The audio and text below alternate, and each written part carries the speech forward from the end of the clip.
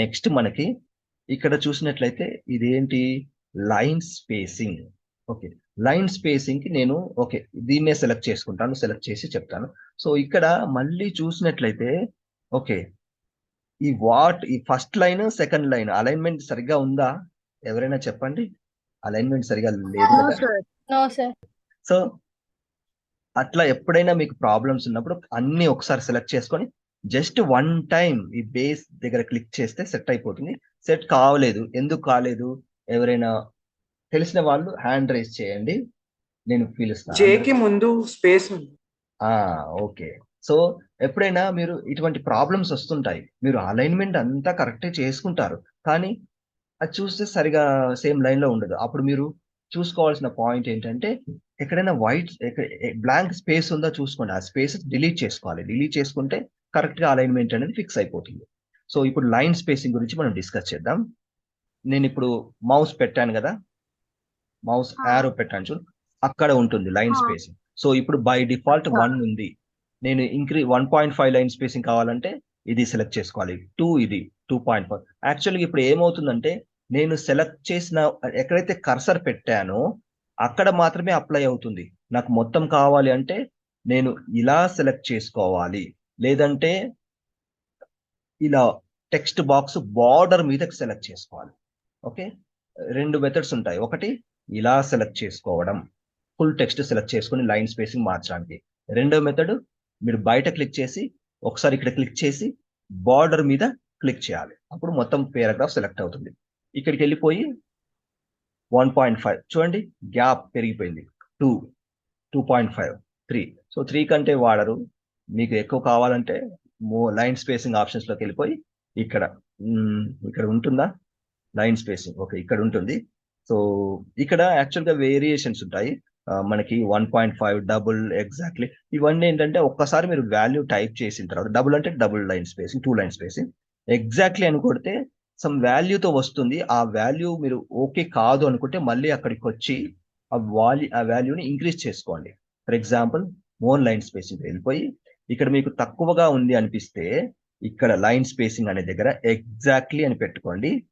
Exactly అని పెట్టుకొని increase చేసుకొని చూడండి, 30 పాయింట్స్ ఓకే అనండి. సో ఇలా మాన్యువల్ గా మీకు ఎంత కావాలో అంత అడ్జస్ట్ చేసుకోవచ్చు. ఓకే, సో ఇది లైన్ స్పేసింగ్. ఈ లైన్ స్పేసింగ్ ఆప్షన్స్ ఇంకో దగ్గర కూడా ఉంటాయి. అవి ఎక్కడ అంటే పేరాగ్రాఫ్, ఇక్కడ చిన్న డౌన్ ఏరో ఉంది కదా, ఇక్కడికి వెళ్తే ఈ డైలాగ్ బాక్స్ ఓపెన్ అవుతుంది. సో ఇక్కడ లైన్ స్పేసింగ్ అని ఉంటుంది, ఇది క్లిక్ చేసినా వస్తుంది. మీరు ఇక్కడ డౌన్ ఏరోలో లైన్ స్పేసింగ్ ఆప్షన్స్ క్లిక్ చేసినా వస్తుంది. ఓకే, సో అక్కడ ఇంకా కొన్ని ఆప్షన్స్ ఉన్నాయి, అవి కూడా మనం ఒకసారి చూద్దాం. దానికి అంటే ముందు నేను ఒకటి పేరాగ్రాఫ్, రన్నింగ్ పేరాగ్రాఫ్ కాపీ చేస్తాను, లేదంటే మనకి ఇందులో ఉందా? ఓకే ఓకే, దీన్నే పేరాగ్రాఫ్ కింద కన్వర్ట్ చేసేస్తాను. Ctrl+C అంటున్నాను, సో Ctrl+Shift+D అంటున్నాను. ఓకే, సో ఇక్కడ నేను ఏం చేస్తాను, పేస్ట్ లో సోర్స్ ఫార్మాటింగ్ ఇలా నాకు కరెక్ట్ గా వచ్చింది. వచ్చిన తర్వాత ఓకే, దీన్ని నేను ఒక పేరాగ్రాఫ్ టెక్స్ట్ లాగా కన్వర్ట్ చేయాలంటే ఫస్ట్ థింగ్ నేను ఏం చేయాలి, ఇలా సెలెక్ట్ చేసుకొని ఇది బుల్లెటెడ్ లిస్ట్. పేరాగ్రాఫ్ కన్వర్ట్ చేయాలంటే బుల్లెట్స్ తీసేయాలి.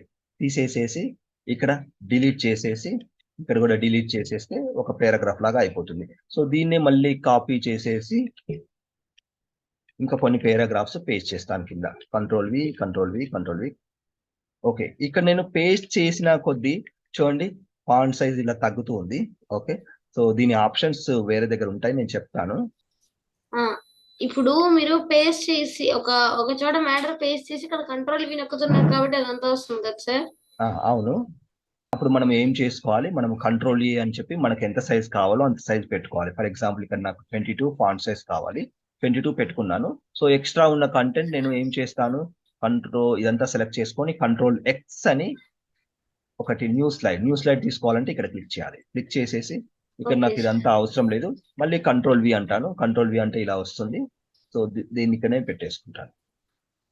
సో ఇలా వచ్చేసింది. ఓకే, సో ఇప్పుడు ఇలా ఉంది కదా సార్. యాక్చువల్లీ ఇప్పుడు నేను మైక్రోసాఫ్ట్ చేసేది 2007 వర్షన్ సార్. ఇప్పుడు అప్డేట్ చేసుకుందామని ట్రై చేస్తే అది అప్డేట్ కాదు మీరు కొత్తది ఇన్స్టాల్ చేసుకోవాలి. అది రిమూవ్ చేసేసి కొత్తది ఇన్స్టాల్ చేసుకోవాలి. ఓకేనా? ఓకే. సో ఇక్కడ నేను మొత్తం సెలెక్ట్ చేసుకోవాలి. సెలెక్ట్ చేసుకున్న తర్వాత ఒకసారి నేను పారాగ్రాఫ్ డైలాగ్ బాక్స్ లోకి వెళ్ళిపోతున్నాను. అక్కడికి వెళ్ళాలంటే ఏం చేయాలి? ఇక్కడ పారాగ్రాఫ్ లో చిన్న డౌన్ యారో ఉంటుంది. ఇది క్లిక్ చేస్తే మనకి ఇలా వస్తుంది. సో ఇందులో ఉన్న ఆప్షన్స్ మనం ఇప్పుడు చూద్దాం. ఇప్పుడు డైరెక్షన్ అని ఉంది. డైరెక్షన్ అంటే మనం ఎప్పుడైనా కూడా ఇంగ్లీష్లో కానీ తెలుగులో కానీ మన ఇండియన్ లాంగ్వేజెస్లో లెఫ్ట్ సైడ్ నుంచి రైట్ సైడ్ మాత్రమే రాస్తాం. సో కొన్ని లాంగ్వేజెస్ ఉర్దూ, అరబిక్ లాంటి లాంగ్వేజెస్ వాళ్ళు రైట్ సైడ్ నుంచి రాస్తారు కదా, రైట్ అలైన్మెంట్ ఉంటుంది. వాటి కోసం రైట్ టు లెఫ్ట్ పెట్టుకోవాలి. కానీ మనం వాడేది ఇంగ్లీషే కాబట్టి లెఫ్ట్ టు రైట్ పెట్టుకుంటాం. ఓకే. ఇక్కడ అలైన్మెంట్ లెఫ్ట్ అంటే ఏంటంటే ఇక్కడ నేను ఇంతకుముందు క్లాస్లో చెప్పాను, లెఫ్ట్, సెంటర్, రైట్, జస్టిఫై. ఇవే మళ్ళీ ఇక్కడ రిపీట్ అయినాయి. ఓకే.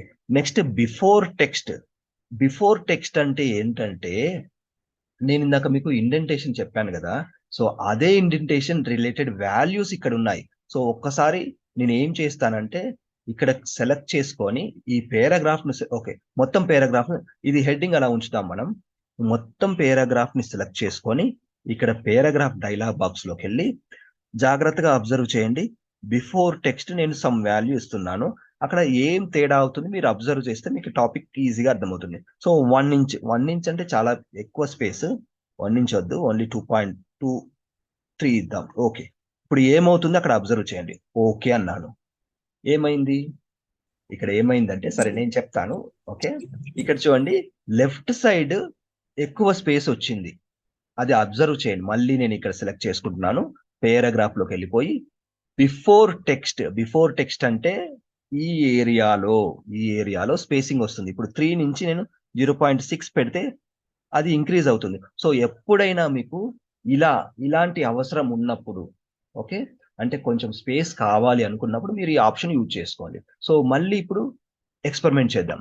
అక్కడికే వెళ్తున్నాను. పేరాగ్రాఫ్ లో బిఫోర్ టెక్స్ట్ ఇలా ఉండనిచ్చేసి ఇక్కడ చూడండి, ఫస్ట్ లైన్ సెలెక్ట్ చేసుకొని ఇక్కడ 0.6 ఉంది కదా, ఇక్కడ కూడా 0.6 ఇచ్చి చూద్దాం ఏమవుతుంది, అబ్జర్వ్ చేద్దాం.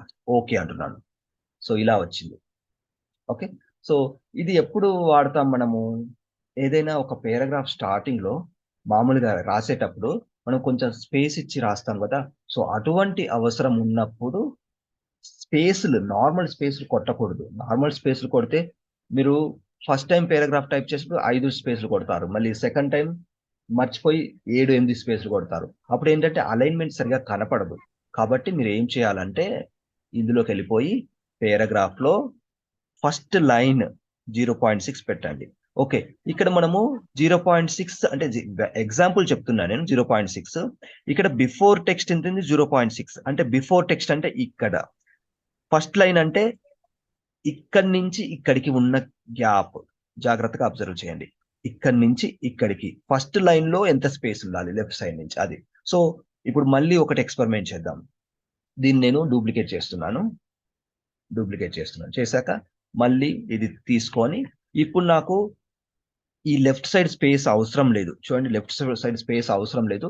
డైరెక్ట్ గా మొత్తం కంప్లీట్ లెఫ్ట్ నుంచి కావాలి. కానీ ఇక్కడ 0.6 స్పేస్ అలానే ఉండాలి. అటువంటిప్పుడు నేను ఏం చేయాలి? ఇక్కడ 0 టైప్ చేసుకోవాలి. ఓకే అంటున్నాను. ఇప్పుడు కాన్సెప్ట్ ఇక్కడి వరకు అర్థమైంది కదా. యాక్చువల్ గా నేను ఒక్కసారి మళ్ళీ ఏం చేస్తానంటే పారాగ్రాఫ్ లో మొత్తం ఇక్కడ 0 పెట్టేస్తాను. ఓకే. సో ఇలా ఉంది. మీరు ఎప్పుడైనా కానీ స్టార్టింగ్ లో లెఫ్ట్ సైడ్ స్పేస్ పెట్టుకోవాలి అనుకుంటే ఇలా సెలెక్ట్ చేసుకొని పారాగ్రాఫ్ లో బిఫోర్ టెక్స్ట్ వాల్యూ ఇవ్వాల్సి ఉంటుంది. అలా కాకుండా, సరే నేను ఒక 0.6 వాల్యూ ఇస్తున్నాను, ఓకే అన్నాను. సో ఇలా స్పేసింగ్ వస్తుంది. అలా కాకుండా ఓన్లీ ఫస్ట్ లైన్ స్పేస్ రావాలి అంటే ఏం చేయాలి?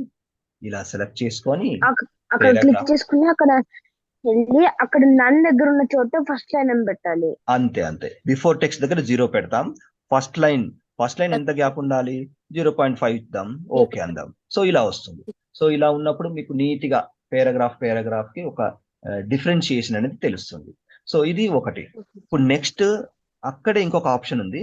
దీన్ని నేను డూప్లికేట్ చేసి ఎక్స్ప్లెయిన్ చేస్తాను. ఓకే.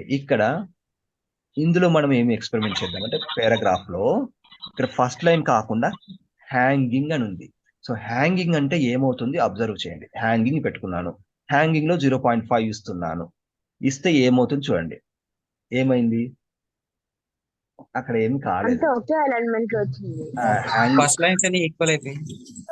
హ్యాంగింగ్ అంటే ఏంటంటే మామూలుగా సెకండ్ లైన్ కొంచెం ఇటు రావాలి. హ్యాంగింగ్ ఇచ్చినప్పుడు మీరు ఏం చేయాలంటే కంపల్సరీ అది హ్యాంగింగ్ ఎప్పుడు పనిచేస్తుందంటే బుల్లెట్స్ ఇచ్చినప్పుడు మాత్రమే హ్యాంగింగ్ వాల్యూ అనేది పనిచేస్తుంది. ఒక్కసారి నేను బుల్లెట్స్ ఇస్తాను చూడండి.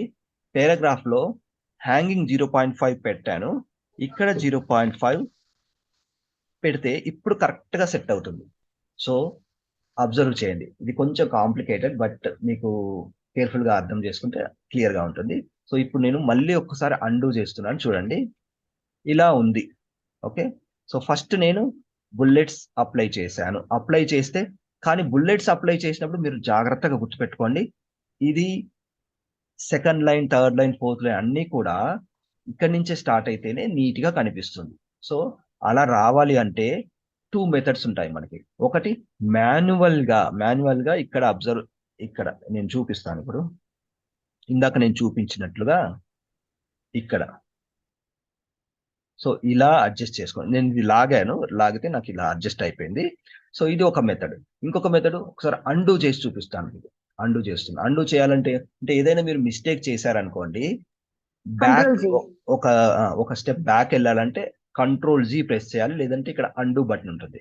సో ఇదే ఇక్కడి నుంచి కాకుండా, ఈ ఇండెంటేషన్ నుంచి కాకుండా పారాగ్రాఫ్ బాక్స్ లో నుంచి సెట్ చేసుకోవాలనుకుంటే ఏం చేయాలంటే ఇక్కడ హ్యాంగింగ్ వాల్యూ ఎంతైతే ఉందో అంతే వాల్యూ బిఫోర్ టెక్స్ట్ కి ఇవ్వాలి. జాగ్రత్తగా గుర్తుపెట్టుకోండి. అంటే ఇక్కడ అర్థం చేసుకోండి, ఇది హ్యాంగ్ అవుతుంది ఇక్కడ వరకు, అంటే ఇది అంటే పట్టుకుని హ్యాంగ్ అవుతుంది, అట్లా అలా అర్థం చేసుకోండి. సో ఇది ఇలా ఉంది కదా, అంటే పై దానికి అంటే ఈక్వల్ గా ఉంటుందని అలా అర్థం చేసుకోవాలి హ్యాంగింగ్ అంటే. సో ఇక్కడ నేను ఏం చేయాలి, 0.5 ఇది ఇంపార్టెంట్. ఇక్కడైతే ఎంత ఉందో ఇక్కడ కూడా అంతే ఇవ్వాలి. ఓకే, ఇప్పుడు ఇలా వచ్చింది. సో మాన్యువల్ గా అంటే ఇక్కడ నుంచి అక్కడ వాల్యూ ప్రకారం అంటే పారాగ్రాఫ్ బాక్స్ లో నుంచి. సో ఇక్కడ వరకు క్లియర్ గా అర్థమైందా?